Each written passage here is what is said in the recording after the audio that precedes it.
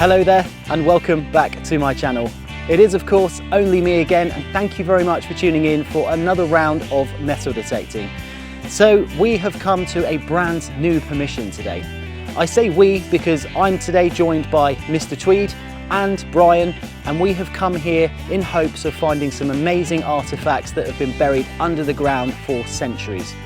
The reason why this permission promises to be quite good is because we are only a few hundred meters away from a known major Roman road, and also a few fields in that direction is a small Roman fortlet site as well. But not only that, the manor house associated with this permission dates back to the 1500s, and just behind me in the trees here there is a really nice 17th century church as well. Now the ground is pasture, it's been left in pasture for many years. It's quite boggy because it's rained a lot. It is February, so we're going to have to deal with that as we go. But we are going to give it a really good go, and of course everything that comes out of the ground you're going to see right here in the video and on the channel first. That leads me to say, if you do like metal detecting videos, then please do consider to subscribe to this channel, because I am going to be uploading regularly and going out all throughout this year as well. So stay tuned, because there's going to be some amazing permissions coming right up for you to see. And of course, if you do like this one, do consider to give me a thumbs up as well. That does help the channel grow, and I really do appreciate it.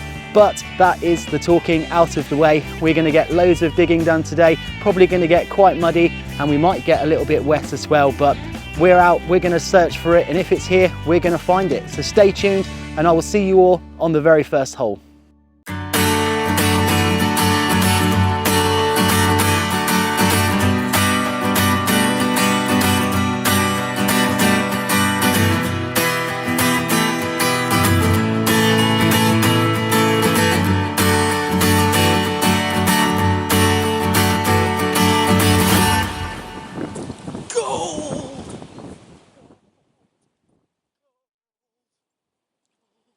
Hello there, this is just a very quick message to let everybody know that's watching this video and this channel that I now have a second channel.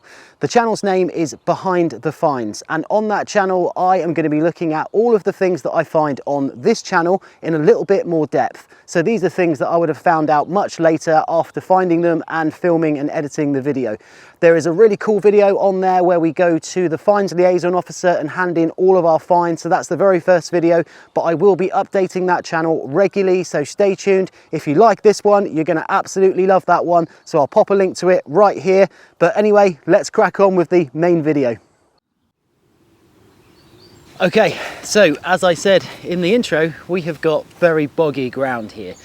Now, what's quite interesting about this ground is that I think it's the soil that's causing it to be quite boggy. And what it's doing is it's holding water within the first few inches. But as you go further and deeper down, it's actually quite dry. So it's obviously a lot more compact the further down you go, which is obviously good because it could mean that there was once historical ploughing or something like that in the field. But it is a new permission and it's a new field. I've never ever detected around here before. So the smart thing to do would be, of course, to bury something in the ground and just see what sort of settings we're going to need to be able to pick out the best and optimal targets in this field. I've done that, and I've buried my traditional little hammered coin right down here. It's probably about 6 inches below the ground. And what I've done is I've dug a hole and I've just stuffed it into the side of the hole and gone over it with my machine. Now, the program that I'm going to be using today is based on number 1 General, which is on the XP-Deus 2. That is going to be absolutely a perfect program for this type of boggy ground. It's going to minimize those halo effects and also just work through that water, surface water on the top. However, I've had to make a few changes to get the most sort of optimal sound for this coin. And I have gone all the way up to 40 kilohertz, which is quite unusual for me. I never usually detect on 40 kilohertz, but to be honest, in this type of ground condition, 40 kilohertz really pushed this one through. It made a huge difference. And I've also bumped the reactivity all the way down to 2 as well, and that just seems to have pushed this coin out really well.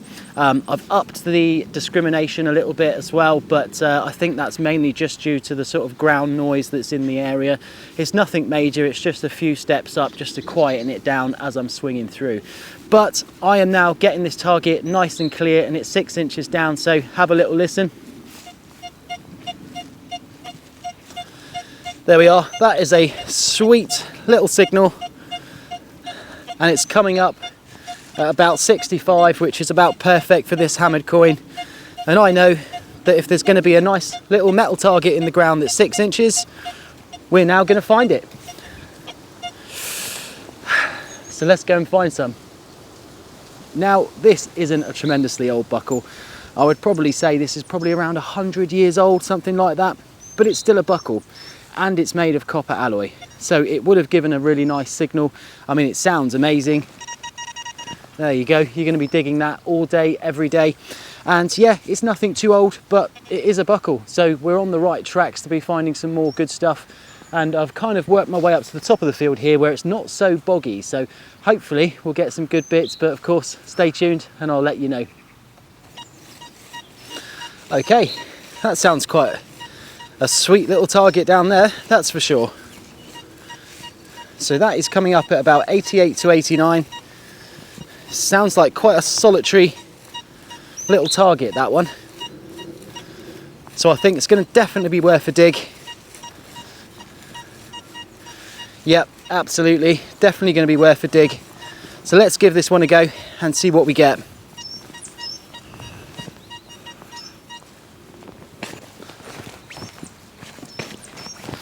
Really boggy ground here, that's for sure. Really boggy. So much surface water in here, but hopefully it's going to be a bit drier underneath. Okay, so it's saying it is still in there, so let's just dig a bit more out.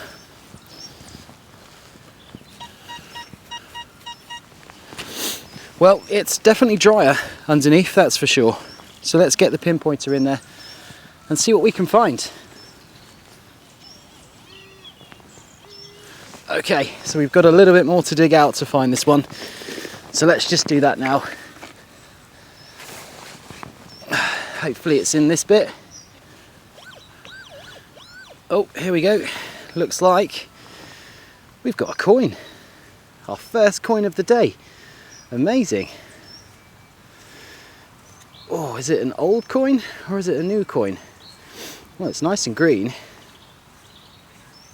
Oh, I can see Britannia on it, so it's very likely that it's not going to be a tremendously old coin. Although, of course, they did put Britannia on Roman coins as well. But I don't think this one is a Roman coin. I think this one is a George III, because I can just see George III's head there facing right. So my guess is that's probably a penny dating to around the 1700s, something like that. But it's our first coin of the day, so I'm not going to complain at that. Hopefully there's going to be a few more of these, and hopefully we can go a bit older as well. But there we are, a George III, 1 penny from about the 1700s. So I don't know if you can see, but all the way down the other end of the field, you might just be able to see Mr. Tweed down there, walking up and down. He's metal detecting in the same field as me today, and Brian has gone into a different part of the field as well. But you can see all these rushes and things coming through, which is quite obviously quite boggy ground and has been for some time. So yeah, this is kind of what we're dealing with. However, the sun has come out and it's turned into a really, really nice day. You could very easily have looked out the window this morning and gone, no, not going out metal detecting today. But then look, you pursue, you go out, and the sun comes out for you. Can't ask for any more. Well, other than a few nice finds, but hopefully they're going to be coming. So somewhere in this very waterlogged hole is a target, and it was a very loud one. So we're just going to have to get the pinpointer in. Here we go. Oh, something very big, I think, whatever it is. Oh no, here we go. Oh, so boggy, so boggy. Well, there aren't many pluses to metal detecting in a waterlogged field, that is for sure. But one of the pluses is that you have a lot of water lying around on the ground to clean your finds with. And have a look at this. So it's definitely lead. it was once round, I think, but it's been sort of squashed here, because if you look at the profile, it's really thick, really chunky, and then here, of course, it's just quite flat and squashed, but it's lead, and it does look like a flower, doesn't it? It's got the sort of centerpiece, a few petals coming up around there. Yeah, it's quite interesting. I have no idea what this once would have been used for. I can't see anything on the back where it would have fixed to anything. It does look very decorative, but could it be a weight? Could it be something? I have no idea at all. Could it be old? Well, I'd like it to be old. It would be nice that it was 1700s, maybe a bit before that, but I'm going to have to throw this one to you lovely folk watching the video. What do you think this is? And how old do you think this is? Because I do not have a clue. Lead finds are always very intriguing because they could be extremely old or they could be extremely modern. But never found anything like this before. So it is a new one on me. Please let me know what you think in the comments below. I would love to know your thoughts on this particular find. But it's not so bad, is it? It's a pretty good one. So, you know, we've had pretty good luck so far. Haven't been here very long. We've just got to crack on and see if anything good comes out. So I've just had a really delicate little target down here, and to be honest, you know, it was kind of an iffy signal. I wasn't really too sure whether I was going to dig this one. But the ground here is quite contaminated. You can see that it's quite rocky, just below about the sort of first 4 or 5 inches. So I thought, well, I'll give it a go, because you never know what you're going to get. And I'm pretty glad I did, because I've just gone and found quite a nice little watch winder. Now, this isn't a super old watch winder. This is most likely going to be Georgian or something like that, which ties in with the sort of coin that we had recently as well. So potentially it's about 200 or 300 years old, but it's still a nice little find, and it just goes to show that there have been people and activity in these fields. So as you can see, this one here was designed to be worn on maybe a chain or something like that. And the idea was that this once would have gone into a sort of pocket watch, and you would have just turned it and it would have wound the watch up to give you another day or so's time. So yeah, it's quite a nice little intricate piece, and to be honest, you rarely ever find them with the loop on the top which attached to the chain as well. So I'm pretty happy with that. I'm pretty happy with that. As you can probably tell, it is now raining again. I foolishly decided to take my coat off thinking, well, the sun's out, it's turned into a nice day. And of course, the minute I did, the rain starts pouring down again. So gonna have to go and put that one on very quickly before I get too wet. But yeah, nice little watch winder. Let's see what else comes out. Okay, so I had the hole where I just found that amazing little watch winder, and I covered up the hole thinking, well, it's not gonna be anything else in there. Checked the hole with my detector, and there was another target in there. It was a solid 83. And I thought, well, that's weird. I thought I'd have got that out by now. So I dug a little bit more out of the side. I've put the spoil on the side here, and something amazing has just popped out of this hole, and I cannot believe it. Now, it's really interesting because what this actually is, or what I think it is, could be tied in with the watch winder as well. But come and have a look what I can see. It's just lying on the top, it's covered in mud, but it looks really interesting. Okay, so this is exactly as I have just seen it lying on the top here. And as you can see, that to me does look like silver. It could, of course, still be a Coke can, in which case I'm going to look pretty foolish. But it looks really interesting and it does look silver. So let's get the mud off it and have a closer look. Okay, so here is the big reveal. What are we going to have here? I have a suspicion on what I think this might be. And if it is what I think it is, I have never ever found one of these before. But it certainly does look silver, doesn't it? And look how cool that looks. That is so intricate. Now on the bottom here, of course, is the seal. And that's the part there that would have gone into the wax. And it's obviously got some sort of initial on it, that one, for sure. What does that say? Does that say R, or is that 2 initials? I'm not 100% sure. But guys, we have just gone and found an amazing silver Georgian fob seal, and oh my days, never ever found a silver one before. solid 83 on the Deus 2, right next to that other little watch winder. Were those two items put together? Was that holding it onto a chain, or were they entirely separate?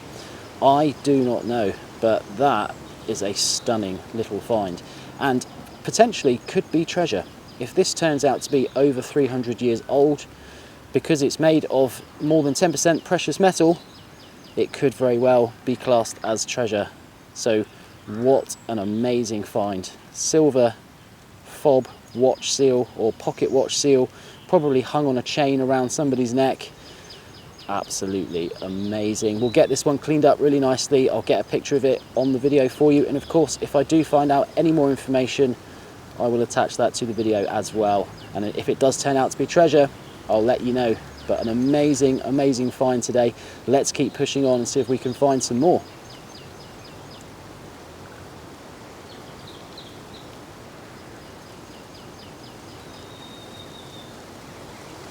Well, we've got another target, and for a brief moment I honestly thought that I had just pulled out a huge hammered coin.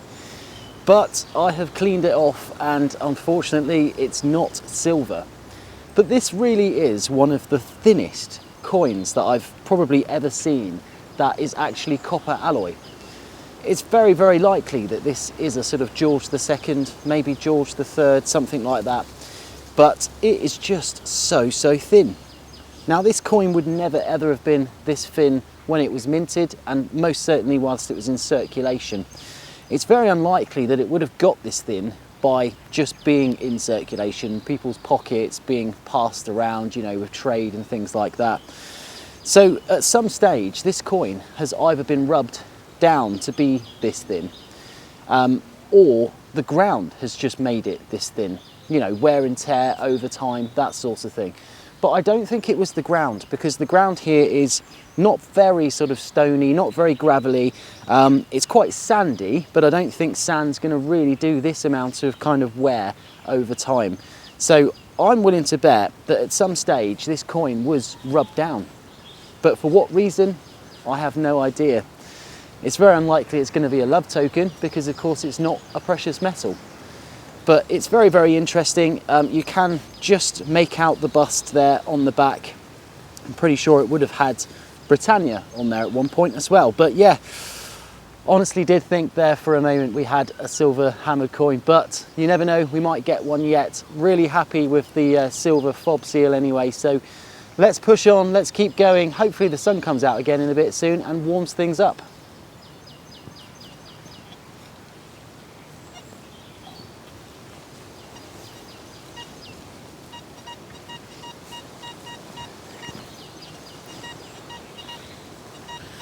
Really nice, sweet little target, coming in here at about 88 to 89.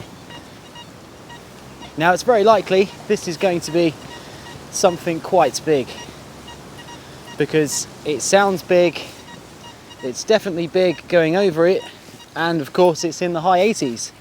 But I'm more than up for giving this one a go. Let's see what we've got.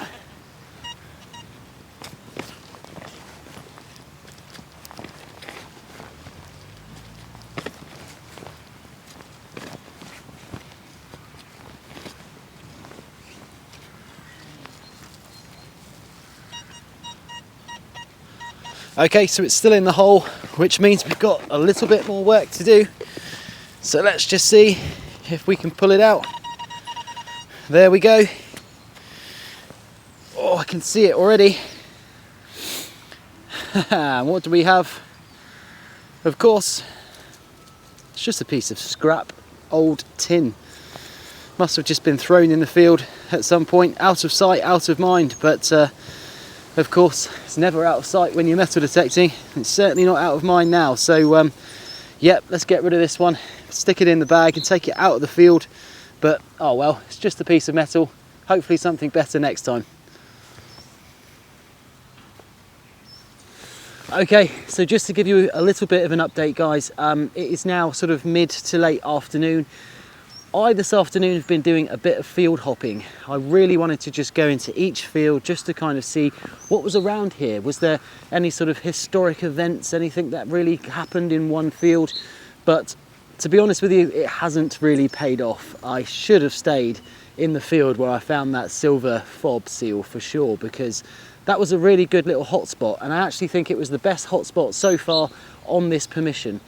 So I haven't seen Mr. Tweed or Brian all afternoon. They have been in completely different fields. So I'm really hoping that I get a chance to catch up with them soon and hopefully see what they found. They might have found something really, really good. I have absolutely no idea what they have found. So it could be quite interesting. Stay tuned for that. I have just had a signal down here.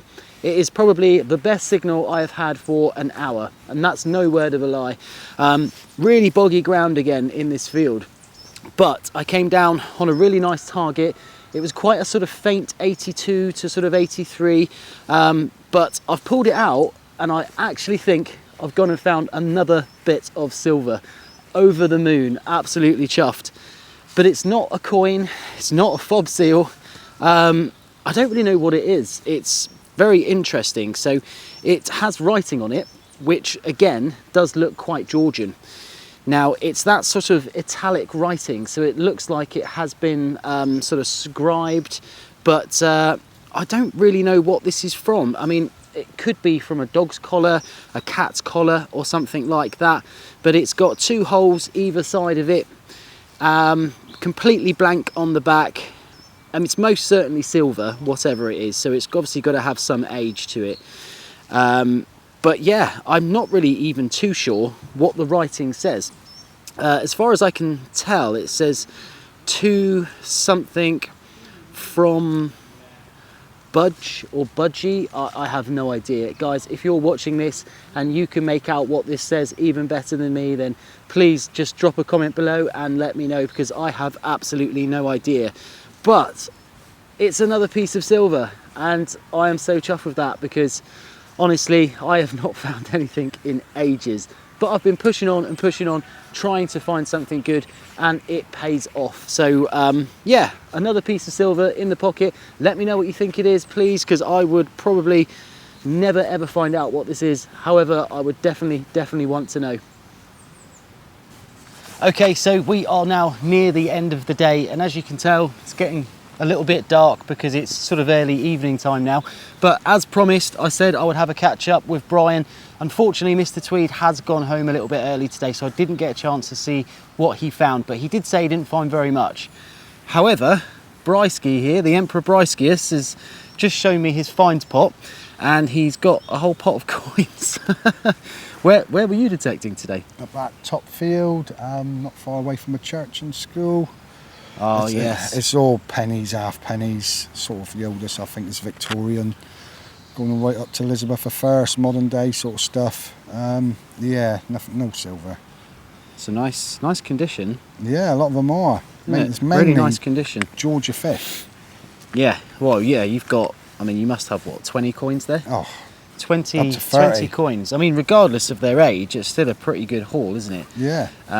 So you've done really well. I think that he might have possibly have come onto like a footpath or something like that, but you were saying it was right behind the school as well. Right behind the school. Was it an old playground during the Second World War time? They all sort of like 1930s, 40s sort of coins. Definitely. Yeah. It's a shame there's no silver. So one thing he did show me a minute ago as well was this little awesome spectacle buckle. Now this buckle here, it's got to be 1600s, maybe 1500s for sure. Yeah. So that's actually a really nice find. I mean, although it's a button, and yeah, of course, you know, it's just a buckle, and you've got a pot full of coins. Yeah. This obviously predates most of those coins by about 200 years. So that is a really cool find, and it's obviously like a little dress buckle. Yeah. Something like that. Could even be a belt buckle, that one. We're tying with the Tudor house over there, wasn't it? With the Tudor house, yeah, exactly. So, you know, we've come here to see what's here, and to be honest, you've done really well. Yeah, it's been a great day. I was hoping to find some Tudor stuff, but say it's so marshy here, isn't it? It's very marshy. Grass is long. Yeah.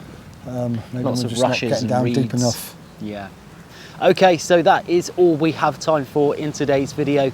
It is starting to get really dark now, and we have endured rain, a bit of hail. It's even got quite sunny and hot at some points as well, but it's been an amazing day out in the countryside exploring this new permission, and I think find of the day has to be that amazing silver Georgian fob seal.